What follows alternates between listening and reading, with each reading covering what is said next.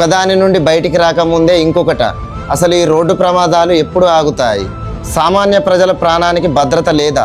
నేను దేని గురించి మాట్లాడుతున్నాను అంటే, నవంబర్ 3వ రోజున రాత్రి సమయంలో ఏలూరు జిల్లాలోని జూబ్లీనగర్ సమీపంలో హైదరాబాద్ వెళుతున్న ఒక ప్రైవేటు బస్సు ఒక టర్నింగ్ దగ్గర కంట్రోల్ తప్పి తలకిందులైంది. ఆ బస్సులో దాదాపు 50 మంది ప్రయాణికులు ఉన్నారు. ప్రమాదంలో 25 సంవత్సరాల వీరంకి ప్రవీణ్ కుమార్ అనే సాఫ్ట్వేర్ ఎంప్లాయీ అక్కడికక్కడే మృతి చెందగా 10 మంది ప్రయాణికులు తీవ్రంగా గాయపడ్డారు. అక్కడ స్థానికులు సంఘటన జరిగిన వెంటనే మానవత్వంతో వచ్చి గాయపడిన వారిని ఆసుపత్రికి తరలించారు. ఇప్పుడు ఇంతకు ముందు జరిగిన ప్రమాదాలలాగా చాలా ప్రాణాలు పోలేదు అని సంతోషపడాలా, లేదా ఒక నిండు ప్రాణం బలైపోయింది అని బాధపడాలా అర్థం కావడం లేదు. ఎందుకంటే సామాన్య ప్రజల ప్రాణాలకు విలువలేని రోజులు ఇవి.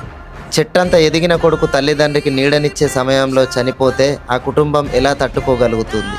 పోయిన ప్రాణాలను ఎలాగో తీసుకురాలేం. కానీ ఇక మీదట ఇలాంటి సంఘటనలు జరగకుండా ఉంటే బాగుంటుంది.